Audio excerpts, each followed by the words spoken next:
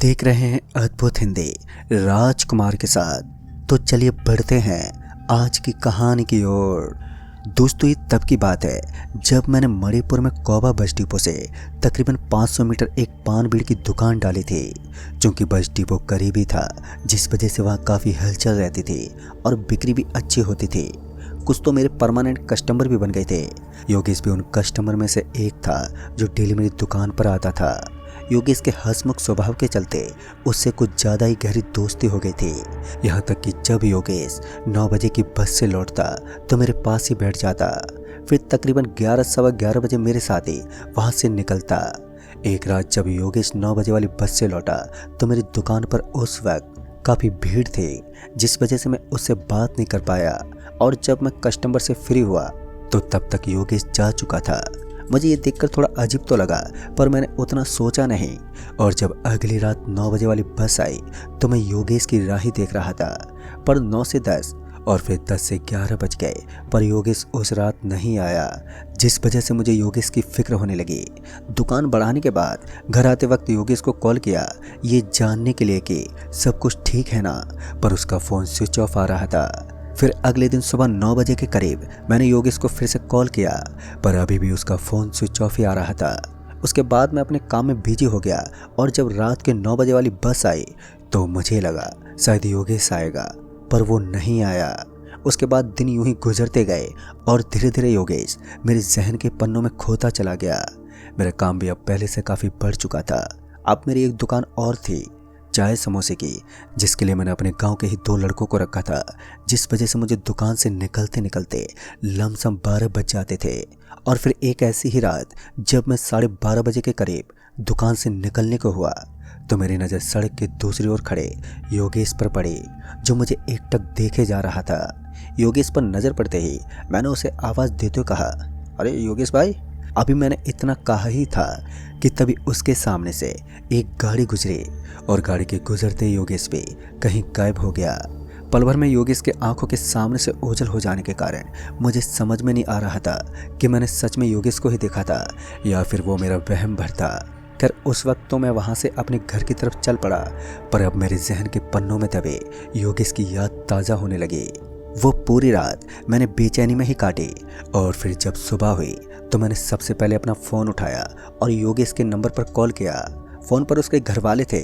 जब उनसे बात हुई तो पता चला कि योगेश 13 तारीख की रात को घर तो आया था, पर वो कुछ देर बाद बिना कुछ बताए ही घर से बाहर चला गया और फिर उसके बाद वो तब से अभी तक घर नहीं लौटा। ये सुनकर मुझे यकीन नहीं हो रहा था, क्योंकि मैंने कल रात को ही तो योगेश को बस अड्डे पर देखा था। अब मैं असमंजस में था कि कल रात को जिसे मैंने देखा था वो सच में योगेश ही था या फिर और कोई। खैर, ये सब बातें मेरे जहन में अभी घूम ही रही थी कि तभी मेरी नज़र सामने टंगी घड़ी पर गई तो पता चला कि मैं काम के लिए लेट हो गया हूँ। और फिर ठीक 9:15 बजे के करीब मैं दुकान पर पहुँच गया। जब मैं दुकान पर पहुँचा तो मेरी निगाहें उसी जगह को निहारने लगी जहाँ कल रात को मैंने योगेश को देखा था। खैर, सुबह का वक्त था तो ग्राहकों का भी आना शुरू हो गया और मैं काम में बिजी हो गया। हाँ, पर बीच बीच में मेरी निगाहें उस जगह पर पड़ ही जाती। पूरा दिन काम और सोच विचार में ही कट गया और जब रात के 12 बजे तो मैं दुकान बंद करके जाने लगा। मैं अभी कुछ कदम बढ़ा ही था कि फिर से मेरी नज़र उसी जगह पर पड़ी। उस जगह को देखकर बार बार मुझे योगेश का ही ख्याल आने लगता। खैर, ऐसे ही सोच विचार में मेरे कई दिन और गुजर गए और जब भी मैं वहाँ से गुजरता तो मुझे वही बात याद आ जाती। पर ऐसे ही एक रात जब मैं 12 बजे अपनी दुकान बंद करके रोजाना की तरह निकल ही रहा था कि तभी मुझे सड़क के पल्ली पर कोई खड़ा दिखा।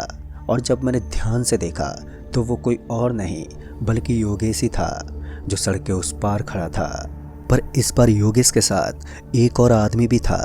इससे पहले मैं योगेश को आवाज़ देता कि योगेश देखते ही देखते मेरी आंखों से ओझल हो गया। योगेश को गायब होता देख एक पल को मुझे डर तो लगा, पर अब मैं ये सोचने लगा कि ये मेरी आंखों का धोखा तो नहीं हो सकता और जो अभी अभी मैंने देखा है वो सब सच है। साथ ही ये भी समझ में आ गया था कि कुछ तो गड़बड़ ज़रूर है। ये सब जानने के लिए कि आखिर ये सब माजरा क्या है तो मैं अगली रात को देर तक रुका रहा ताकि मैं योगेश से मिल लूँ। फिर ठीक रात के 12 बजे के बाद मुझे योगेश वहीं उसी जगह पर खड़ा दिखाई दिया जहाँ पिछली 2 रात को मैंने उसे देखा था। पर हैरान की बात तो ये थी कि इस बार योगेश के साथ एक की जगह अब दो लोग थे, यानी कि पहले योगेश और फिर दूसरा आदमी और अब तीसरा। ये सब क्या चल रहा था, मेरी समझ से बाहर था। तभी मेरे मन में ख्याल आया कि मैं एक बार उसके पास जाकर उससे पूछ ही लेता हूँ कि आखिर ये सब है क्या। डरते ही सही, पर मैं हिम्मत करके उसके पास जाने लगा और जब मैं उसके पास पहुंचा तो योगेश मुझे घूरने लगा। उसके चेहरे को देखकर मैं थोड़ा डर तो गया था, क्योंकि उसका चेहरा पहले से काफ़ी बदला और डरावना सा लग रहा था। लिहाजा मैंने बिना देरी किए योगेश से दबी जुबान से बोला, तुम योगेश ही हो ना? इस पर उसने हाँ में सर हिलाया। उसके सर हिलाते मैंने फिर से कहा, यार तुम कहाँ चले गए थे और ये लोग कौन है तुम्हारे साथ? इस पर योगेश ने जवाब तो दिया, पर मुझे साफ साफ समझ नहीं आया कि उसने बोला क्या है। पर हाँ, एक बात ज़रूर समझ में आई कि मैं तुम्हें उसी दिन ले जाता जिस दिन मेरी मौत हुई थी, पर तुम मेरे दोस्त थे इसलिए मैंने तुम पर रहम खाया। पर अब मैं तुम्हें भी लेकर जाऊंगा और तुम सिर्फ यहाँ 5 दिन और हो। ये सुनते ही मैं थोड़ा घबरा गया और हड़बड़ा कर नीचे गिर पड़ा। मैं अभी संभला ही था कि इतने में योगेश के साथ खड़े एक आदमी ने उसका हाथ पकड़ा और वहां से ओझल हो गए। मैं समझ गया था कि योगेश अब इस दुनिया में नहीं रहा। खैर मैं तुरंत ही उठा और अपने तेज कदमों के साथ अपने घर की तरफ बढ़ा। अभी मेरे जहन में योगेश की बातें ही चल रही थी कि पीछे किसी के चलने की आहट सुनाई दी, और जब मैंने पीछे पलट कर देखा तो दूर तक कोई भी नहीं था। फिर मुझे लगा कि मेरे मन का वहम होगा ये, कि तभी मुझे आवाज़ आई कि तुम ज़्यादा दिन नहीं रह पाओगे, तुम मेरे दोस्त हो और मैं तुम्हें भी अपने साथ लेकर जाऊंगा और साथ ही अपने घर वालों को भी। इस आवाज़ से मैं समझ गया था कि ये योगेश की ही आवाज़ है, पर वो आवाज़ मुझे लगातार सुनाई दे रही थी और वो धीरे धीरे अब इतनी ज़्यादा तेज हो गई कि मुझे अपने कानों पर हाथ रखने पड़े। कानों पर हाथ रखकर मैं कुछ देर वहीं पर बैठ गया। मैंने हाथ जोड़कर माफ़ी भी मांगी कि मुझे माफ़ कर दो अगर मुझसे कोई गलती हो गई है तो। तभी मुझे सामने कोई एक परछाई दिखी जो शायद योगेश की ही थी।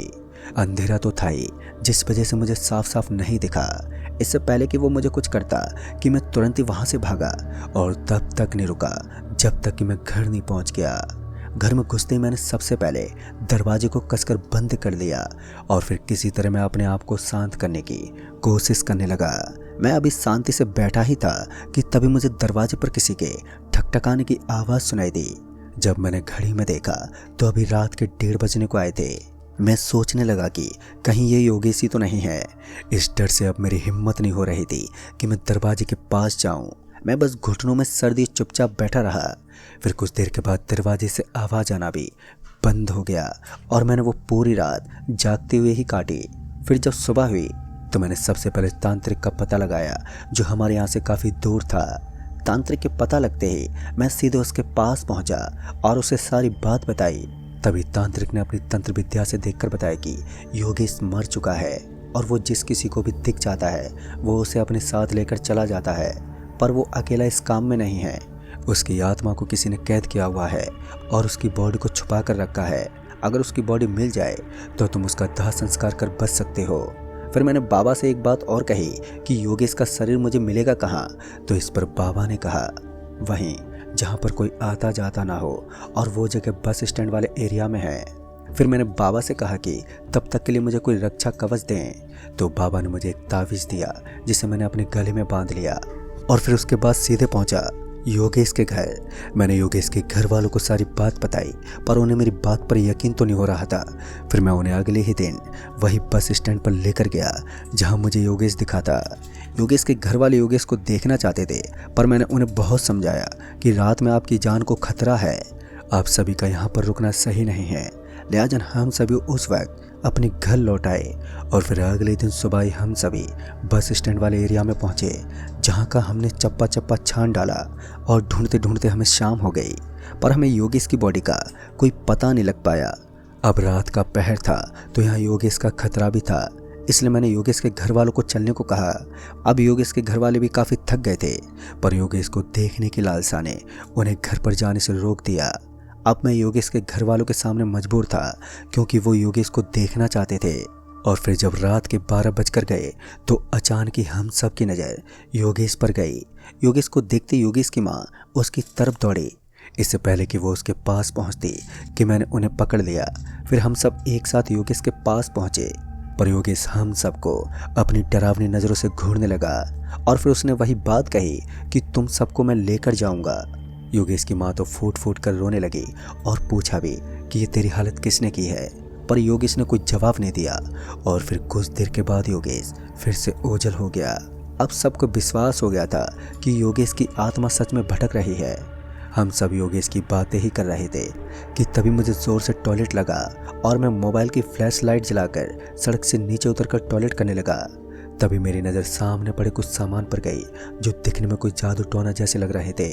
लिहाजा मैंने तुरंत ही सबको अपने पास बुलाया और उस जगह के पास पहुंचे। देखने में ऐसा लग रहा था कि किसी ने उस जगह पर कोई जादू टोना किया हो।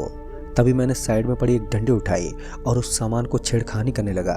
और जैसे वो सामान हटा तो मुझे एक उंगली दिखाई पड़ी, जिसे देखकर हम सभी हैरान हो गए। मैंने तुरंत उस मिट्टी को और हटाया तो वहाँ पर एक लाश दफन थी। और जब उस लाश को ध्यान से देखा तो वो लाश योगेश की ही थी।